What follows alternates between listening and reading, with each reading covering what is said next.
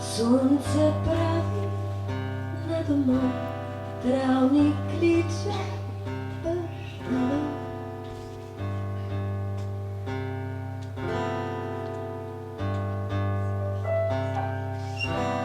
Sonce pravi, ne domov, travnik kliče, brž domov.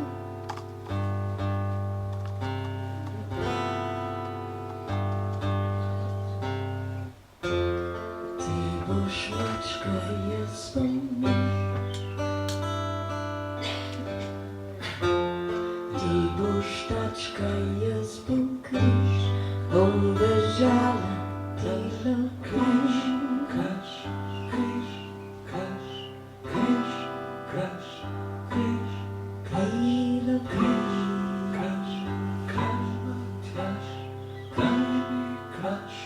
križ, križ, križ, križ, držala.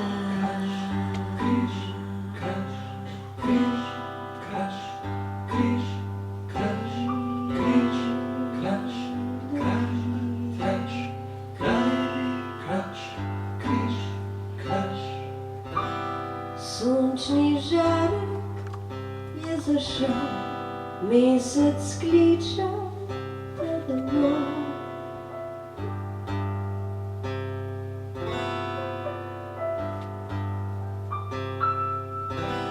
Sončni žarek je zašel, mesec kliče te domov.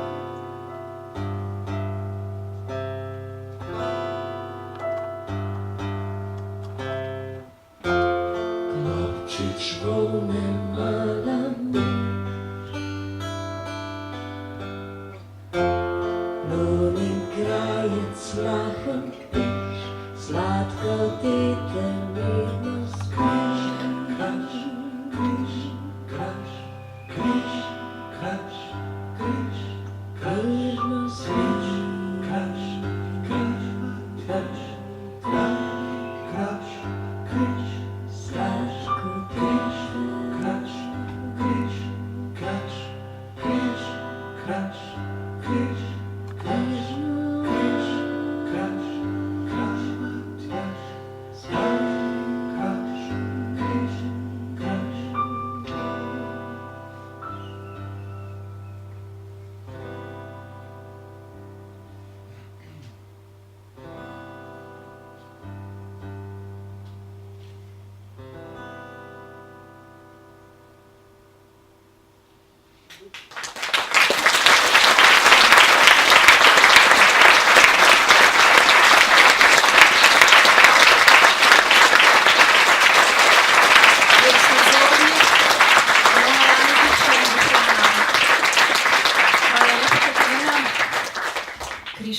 Zdaj je čas za podelitev priznanj Zlata hruška. Na oder ponovno vabim podeljevalke priznanj gospo Jelko Gazvoda, gospodarju Lavrenčič Vrabec in njima se bo pridružila zdaj še gospa Tilka Jamnik, predsednica slovenske sekcije IBI. Gospe se zvrstijo in medtem povabim tudi študenta AGRFT-ja, ki bosta interpretirala odlomke nagrajenih knjig, to sta Eva Stražar in Matej Zemljič. Prosim.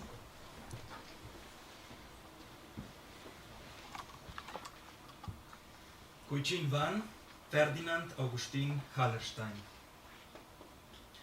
Hallerstein se na Kitajskem ni izkazal le kot astronom, matematik, zgodovinar in geograf. V času redkih diplomatskih stikov Kitajske s svetom je imel pomembno vlogo tudi kot diplomat, saj je govoril 6 jezikov. Leta 1752 je Kitajsko obiskal portugalski kraljevi odposlanec. Cesar, ki si je prizadeval navezati stike z Evropo, je zelo cenil ta obisk. Gosta je želel sprejeti na visoki ravni in mu predstaviti kitajsko kulturo. Hallerstein je bil eden redkih mandarinov, ki je govoril tako kitajsko, mandžursko kot portugalsko. Zato ga je cesar pooblastil za spremljanje portugalske kraljeve odprave. Cesar Qinlong je portugalske goste bogato pogostil in jih počastil z gledališko predstavo v pekinškem gledališču. Med Kitajci in Portugalci so se tako stkale prijateljske vezi. V tistem času so bili tovrstni diplomatski uspehi za Evropejce precej redki. Razlog je bilo nepoznavanje kulturnih razlik in pravil protokolarnega sprejema na Kitajskem. Hallerstein je pripomogel k uspešnemu srečanju portugalske kraljeve delegacije in gostiteljev dinastije Qing. Za uspešno opravljeno nalogo ga je cesar povišal v mandarina 3. reda.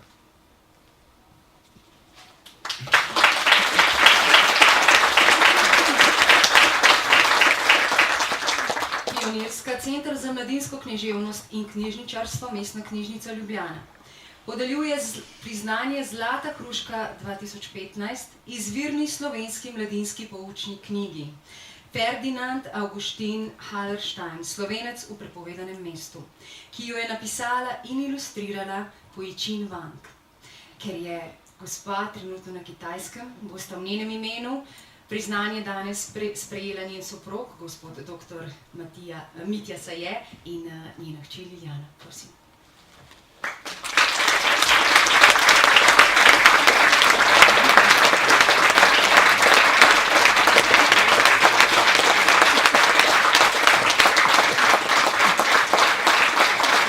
Knjigo je prevedla gospa Natalija Topnišek, ki jo prav tako vabim, da prosim.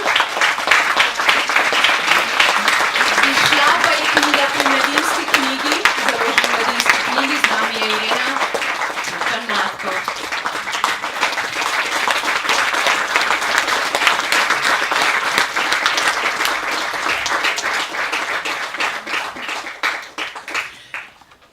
Koga naj najprej vprašam, kako se počutite v tem trenutku? Verjetno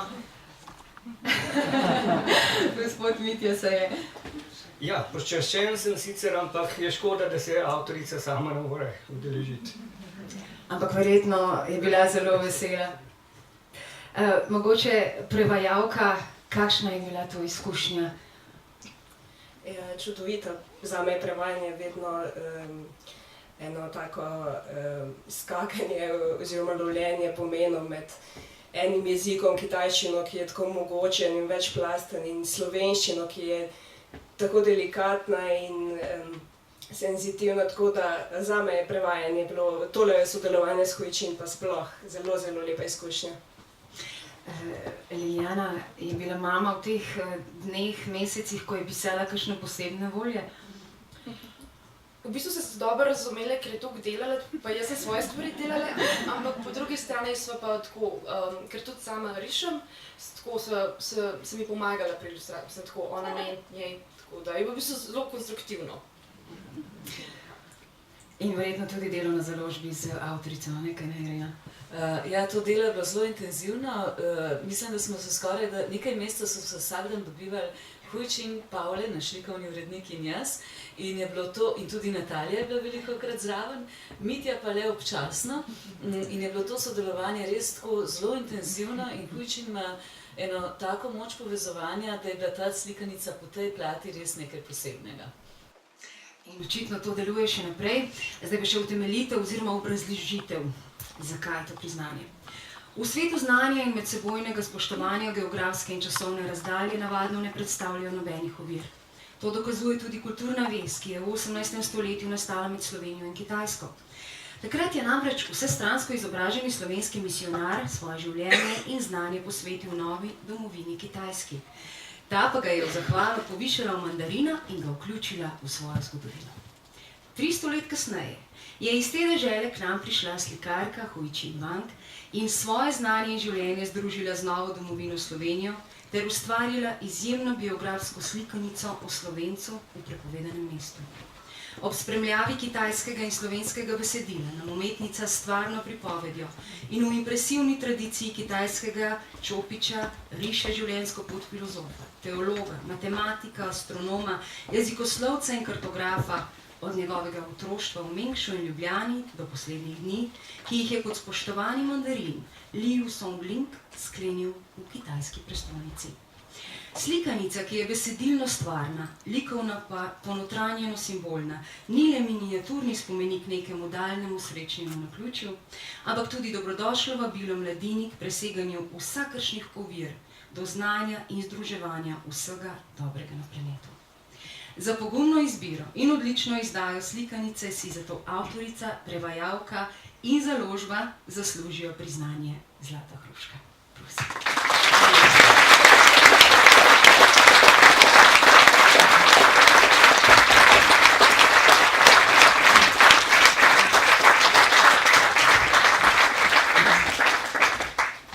Pionirska Center za mladinsko književnost in knjižničarstvo Mestna knjižnica Ljubljana in slovenska sekcija IBI podeljujeta priznanje Zlata hruška 2015 prevedeni mladinski leposlovni knjigi Barjanski otrok, ki jo je napisala Šivon Daud, prevedla pa Tina Mahkota. Knjigo je izdala založba Zala, zdaj pa bomo slišali odlomek iz nje.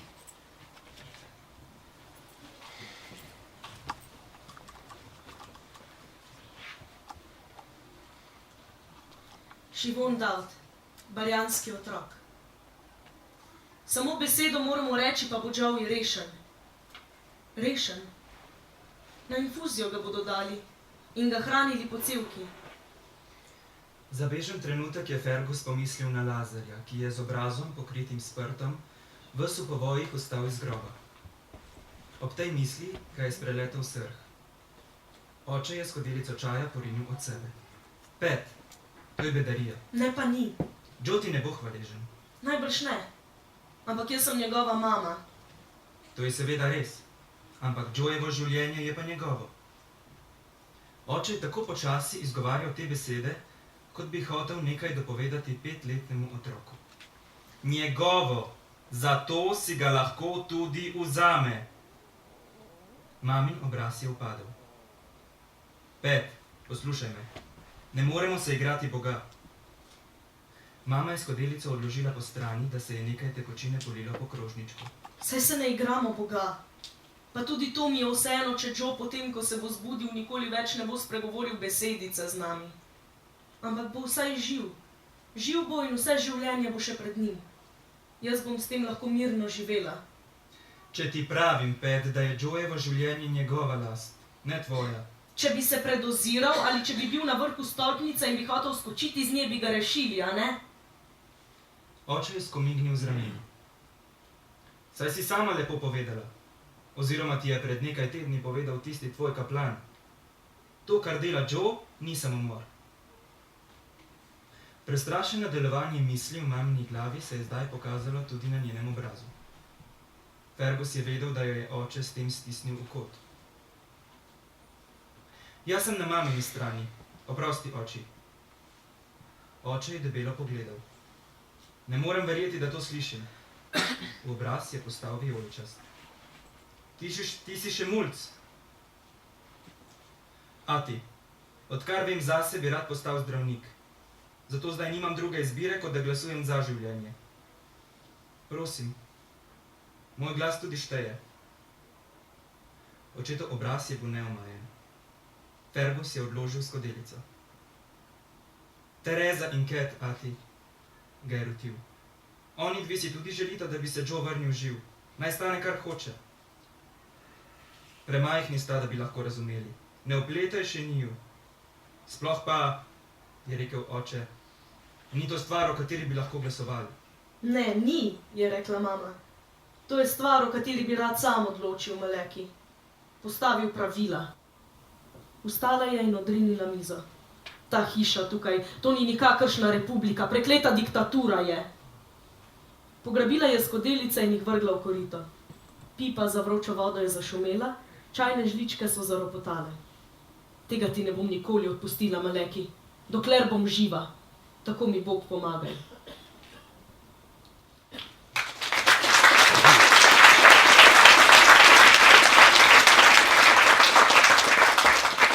Barjanski otrok, ki jo je napisala Šivon Daud, je prevedla Tina Mahkota, knjigo je izdala založba Zala. In zdaj vabim na oder in po priznanje gospo prevajalko Tino Mahkoto in urednico založbe Zala, gospo Matejo Čarus-Sužnik. Prosim.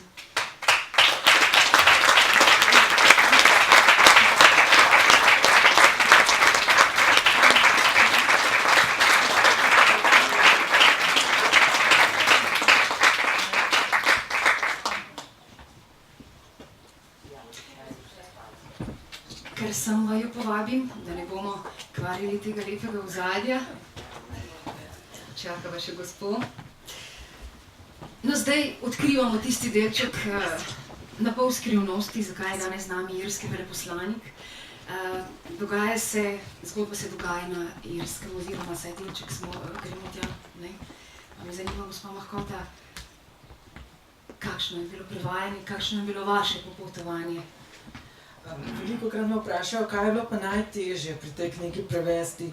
Zdaj, ko sem se malo zamislila, kaj bi lahko danes povedala, sem ugotovila, da pravzaprav že prva beseda v tej knjigi, in sicer meja. Knjiga se namreč dogaja blizu meje, meja med dvema entitetama, ki sta na tem otoku, ki pa seveda je tudi meja v glavah, ki je meja med dvema skupnostima, med vsemogočimi predsodki, ki ločijo ti dve skupnosti na otoku. In zdi se mi, da je ravno tudi to veličina te knjige, ki je seveda zelo vpeta v stvarno dogajanje, se pravi, iz odlomka je bilo največ razbrati, gre za leto 1981, gladovne stavke, nemiri na Severnem Irskem. V njej je vložena zgodba, ki se dogaja pred 2000 leti, in meje so pravzaprav danes tudi naša velika skrb, vidimo pač vse, kar se dogaja, kako se ograjujemo. In ta knjiga govori pa predvsem z nekim visokim humanizmom in z neko presežnostjo ravno o prečenju meja vseh mogočih v glavah ljudi, o strpnosti, tudi o nasilju, tudi o terorizmu. In zelo sem vesela, da sem imela priložnost to lepo knjigo prevesti v slovenščino. Hvala lepa.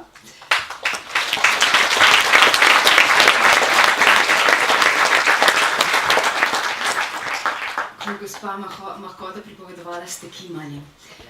Odkot potek ideja in odločitev za prevod te knjige pri vaši založbi? Pregledujemo vse mogoče dobre avtorje, nagrajene, ampak nagrada ni vedno merilo. Pregledamo, kakšna je knjiga, kakšen je roman, preberemo, kar se le da, in me roman izrazito prevzel. Prvič sem ga brala kot tak irski roman, drugič pa kot roman, ki govori o vseh časih na vsem svetu.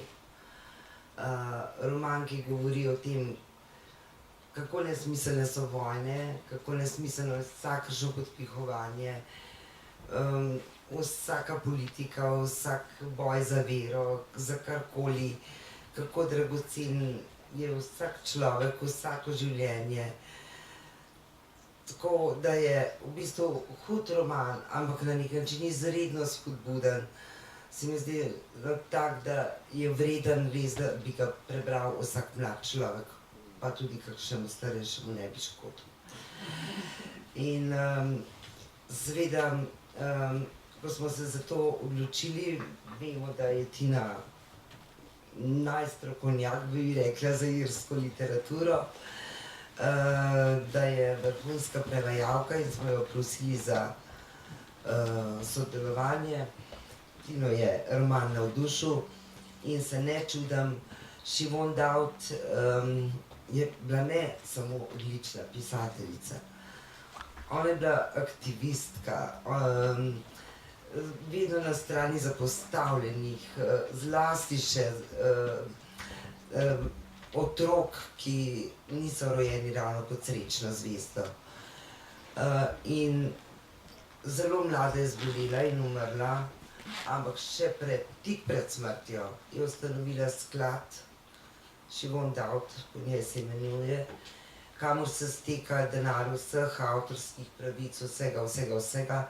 In ves ta denar je namenjen branju, izobraževanju in tako naprej vseh takih mladih in še mlajših, ki sicer te možnosti ne bi imeli. In jaz bi rada še tako rekla, ko so se sodelovali s Tino, ko so se spoznavali prek dela in tako naprej, sem videla, da ga prevaja res prava oseba. Ampak ne samo zato, ker ima tukaj noter znanje o irski kulturi, pa o angleščini, ampak mislim, da je podoben značaj, kot je bila pisateljica.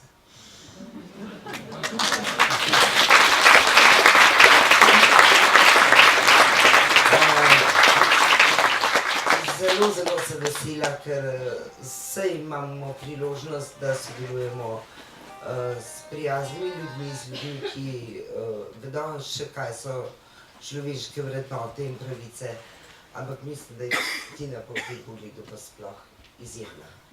Res izjemna. Hvala lepa.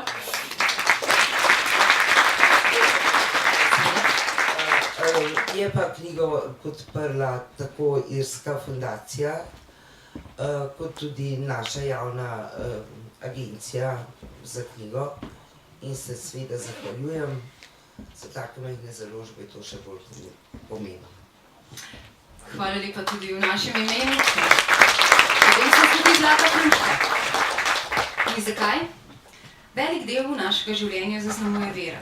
Vera v ideale, kot sta dobrota in pravičnost. V besedo, ki ti jo da prijatelj, v smislu, s katerim napolnjuješ vsak dan posebej.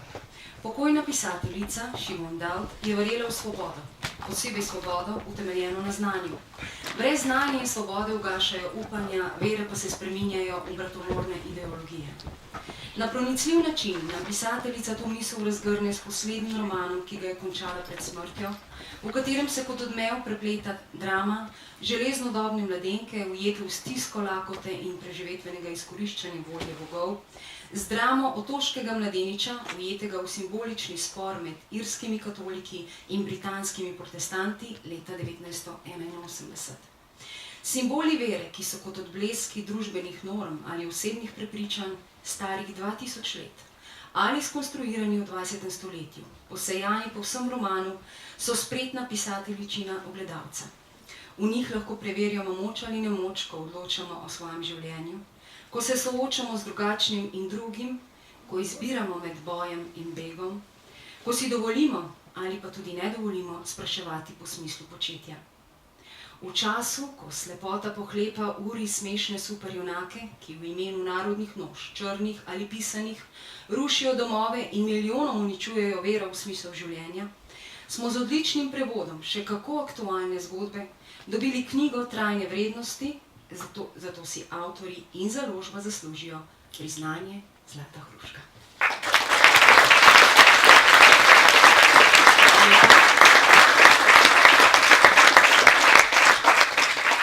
In odlomek še zadnje nagrajene knjige.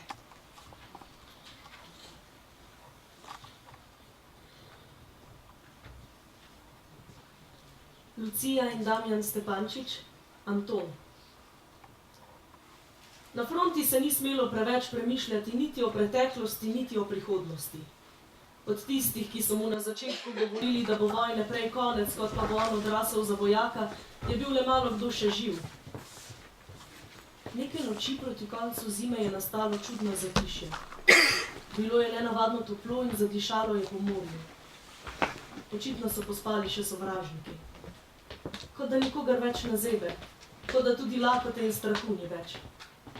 Rovi, ki so jih gledali vsak dan, lestve za vzpenjanje in vreče vse naokoli, vse to se je prekrilo s pancem. Anton je še v sanjah ostal v svoji kaverni, vendar je bilo vse nekako drugače. In potem se je pred njim nenadoma pojavila mama. Še v najtrši temi jo je takoj prepoznal. Saj je narahlo sijala, kot bi prišla iz nekega drugega sveta, polnega svetlobe.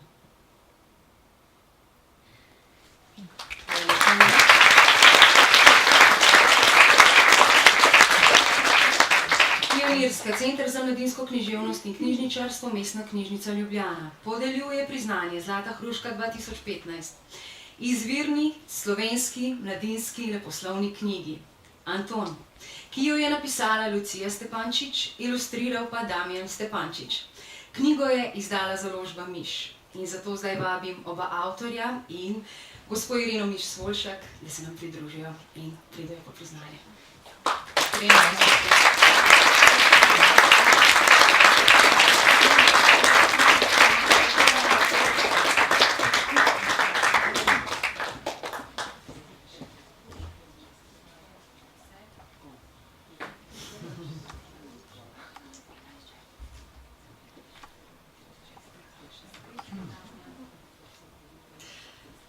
Damjan, Lucija, Irena. Zakaj se mi zdi, da ste zdaj en tak dream team, veš, zdaj že nekako postali, no, ampak vidva pa zagotovo. Ne. Ampak me zanima, ne, naredila ste pravzaprav eno tako vojno mojstrovino. A je bilo kaj družinske vojne po poti? Če upam, da ni vojna mojstrovina, no, to je bila v miroljubnih časih narejena knjiga, tako da kresala so se pa mnenja, pa ideje, pa te zadeve, no. A lahko zdaj Lucijo vprašam naslednje vprašanje? Kje se je najbolj kresala, oziroma Lucija, kako si dopuščate to svobodo? Se mi zdi, da si jo morate, ne, glede na to, da ima vsak svoj kos ustvarjalnosti. Ja, zmeraj je, mislim, tudi v pozitivnem smislu bojevitost, ne, tista, ki Sej to sem želela žene naprej, ni to neka agresija in tako, kot ponavadi razumemo bojevitost. Je bilo pa to lepo delo, ampak težko in traumatično, ne vem reči. Tudi zate, Damjan? Ja, precej zame. Ja, jaz sem, Glede na to, da je... te knjige sem se hotel lotiti tako z neko, ne samo zato, ker pač gre za zgodbo mojega starega očeta in je resnična, ampak bolj zato, da ne bi šla v pozabo, da hotel sem se jo lotiti odgovorno in resno na nek način. Ne. To pomeni, da sem hodil po muzejih, da sem šel, da sem debatiral s tistimi poznavalci tam, ki so v muzeju ali gor v Kobaridu in tako. Skratka, fotografije pregledoval in hotel sem, da izgleda maksimalno avtentično in na nek način tudi, da te tako s tečajev vrže, ne. In jasno, če hočeš nekoga predstaviti, moraš najprej sebe, ne. In zato je bila zame to knjiga ena, ki me je postavila na drugo pot pravzaprav, no. S temi mrtveci in eksplozijami in vsem tem. Pa nisem pacifist, ampak tako gledati, razmišljati in risati to zraven, ne, se pravi, puščati za sabo take risbe, ne. Irina, se mi zdi, da na nek način vsakič najdete pri založbi Miš pravo pot, tudi aktualno, žal v tem trenutku na nek način. Kakšno pa je bilo vaše, pravzaprav z obema, pač Janez in ti, kakšno je bilo to doživljanje Antona skozi ustvarjanje kot založnika? Ja, prvo je bila odločitev na predlog Damjana in Lucije, ki smo jo takoj sprejeli. Ja, knjigo smo spremljali in smo si tudi želeli, da bi jo posvetili vsem fantom, ki so morali iti v to prvo vojno, vsem našim starim očetom. Lahko še kaj drugega povem? Mogoče to. Večji in starejši pripovedujejo, da manjši in mlajši samo kopiramo njihove knjige oziroma jih samo kopiramo, ampak takale priznanja pa dokazujejo, da tudi manjši in mlajši znamo delati vrhunske knjige, da prestopamo meje, da si upamo. In rada bi želela Pionirski in Mestni knjižnici Ljubljana, da bi še naprej vestno zalivali ta hruškasta drevesa, da bi to gibanje zlatih hrušk še naprej živelo, da bi hruške čedalje bolj bogato obrodile tudi v prihodnosti, kajti mnoge nas je malce strah, da te hruške podležejo silnicam, pritlehnim silnicam komercialne produkcije, ki jih spodjedajo prav na takih krajih, kjer jih najmanj pričakujemo. Branje na višini, recimo, je žal za mladinsko in otroško knjigo samo slogan in ne kakovost, dobiček je car, žal. To sem želela povedati. Hvala lepa. Hruške danes praznujejo 5 let. Jaz imam nekako občutek, da bodo še rasle v svoji mladosti. Zlata hruška priznanje za to. Čeprav je v slovenski mladinski literaturi vojna pogost motiv, jo pripovedovalci nemalokrat slikajo kot poligon za junaštvo in jo predvsem v zmagovitih zaključkih do neke mere idealizirajo. Med literarnimi liki junakov in strahopetcev, zmagovalcev in poražencev se včasih pojavi tudi kak lik iz mesa in krvi, poln čustev, dvomov, strahov in nemoči. Vojak Anton je eden takih, je eden izmed nepregledne množice prestrašenih fantov, še otrok, ki je postavljen v jarke soških bitk, ne da bi vedel zakaj in ne da bi smel o tem razmišljati. Ob realnosti prve svetovne vojne, v kateri sta se neusmiljeno menjavala ukaz in eksplozija, je bil vzporedni svet poln svetlobe in miru edino toplo zavetje, ki je kdaj pa kdaj kakega fanta rešil pred blaznostjo ali kroglo. Nenavaden privid matere, ki reši Antona gotove smrti, je osrednji dogodek tenkočutne besedilne in likovne pripovedi in ganljiv poklon fantom, izpostavljenim požrešni vojni pošasti. Poklon času, ki ima svojim pravnukom še veliko povedati. Za izčiščeno impresijo besedila in občuteno ekspresijo vojakovih trenutkov v jarkih soške fronte, s katero nas zagrnajo poslikane strani, si oba avtorja in založba zaslužijo priznanje Zlata hruška. Iskreno čestitke še